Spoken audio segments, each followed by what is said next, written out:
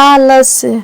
यह कहानी एक किसान की है जो अपने पुरखों की दी हुई जमीन जायदाद के कारण तो काफी धनी था, लेकिन उसमें एक कमी थी और वह थी आलस करना। जीवन के शुरुआती दिनों में ही वह आलसी बनता चला गया। पहले तो उसने कई कामों को टालना शुरू कर दिया, लेकिन जिंदगी के सफर में जैसे जैसे आगे बढ़ता रहा, ठीक वैसे ही वैसे वह और भी आलसी होता चला जा रहा था। अब तो आलम यह था कि आलस में उसने खेतों पर जाना तक छोड़ दिया और उसके बाद उसने अपने घर परिवार तक की सुध लेनी भी छोड़ दी और साथ में अपने गाय भैंसों की भी सुध नहीं लेता। उसका सारा काम अब नौकरों के भरोसे चलने लगा। उसके आलस से अब पूरे घर की व्यवस्था बिगड़ने लगी। खेती में ध्यान न देने के कारण अब उसके खेतों में नुकसान होने लगा।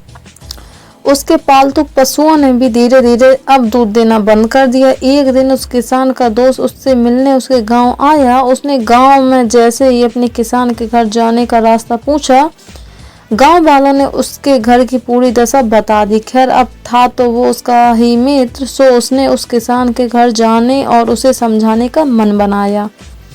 वह जैसे ही अपने किसान मित्र के घर पहुंचा, उसने मित्र के घर की दशा देखकर बहुत दुख हुआ। उसे पता था कि अब आलस ने उसके मित्र को इस कदर जकड़ लिया है कि वो कोई लाभ नहीं था। उसने अपने मित्र की दशा पर चिंतित होते हुए अपने मित्र से कहा, मित्र, तुम्हारी परेशानियां देखकर मेरे हृदय को काफी दुख पहुंचा है, लेकिन मेरे पास तुम्हारी इन सारी परेशानियों को दूर करने का एक उपाय है, जिसे करके तुम फिर से धनी व खुशहाल जीवन जी सकते हो। किसान अपनी दशा से खुद बड़ा परेशान था, लेकिन उसे अपने आलसीपन का आभास तक ना था। उसने अपने मित्र से कहा, मित्र, मेरी इस दशा का कारण धन, वैभव और सम्मान सब कुछ मेरे हाथ से चला गया है। तुम तो मेरे प्रिय मित्र हो, मैं तुम्हारे बताए हुए उपाय पर अमल जरूर करूंगा। किसान के मित्र ने कहा, मित्र, सुबह सुबह दिन निकलने से पहले एक देवदूत पृथ्वी पर आता है। जो कोई भी उस देवदूत को सर्वप्रथम दर्शन कर लेता है, उसे जीवन में सब कुछ मिल जाता है। अगर तुम उस देवदूत के दर्शन कर लो तो तुम्हारा खोया हुआ धन, वैभव, सम्मान सब तुम्हें वापस मिल सकता है। किसान अपने जीवन में अब काफी परेशान हो चुका था।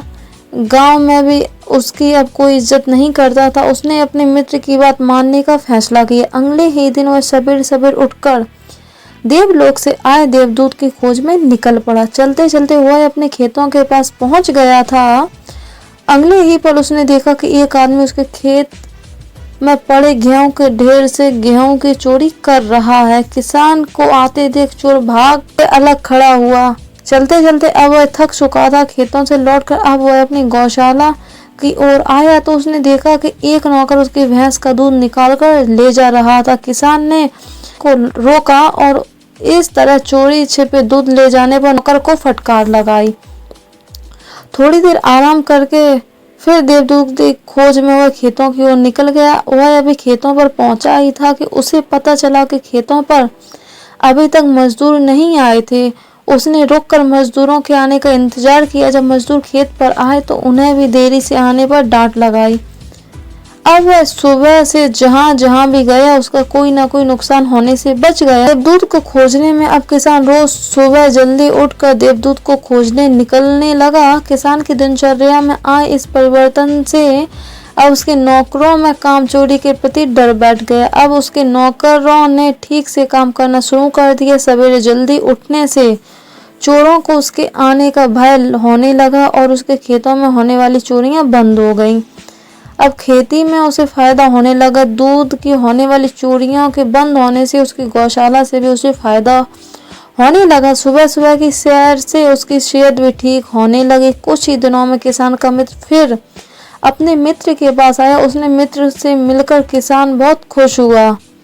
उसने उसके बताए उपाय से होने वाले फायदों के बारे में बताया और कहा, मित्र, देवदूत की खोज में सुबह सवेरे जल्दी उठने से काफी फायदा हुआ। देवदूत से तो मैं कुछ मांगने वाला था, वह मुझे मिल गया, लेकिन देवदूत के दर्शन मुझे अभी तक नहीं हो पाए। किसान की बात सुनकर उसका मित्र मुस्कुराया और बोला, देवदूत तुम स्वयं हो। तुम आलस में खुद को ही भूल गए थे। सुबह जल्दी उठकर देवदूत की खोज में तुम खुद से मिले और तुमने अपने कामों पर ध्यान देना शुरू कर दिया, जिससे तुम्हें खेती में भी फायदा होने लगा और तुम्हारा खोया हुआ धन, संपदा और सम्मान तुम्हें वापस मिल गया। अपने मित्र की बात सुनकर किसान ने उसे गले से लगा लिया।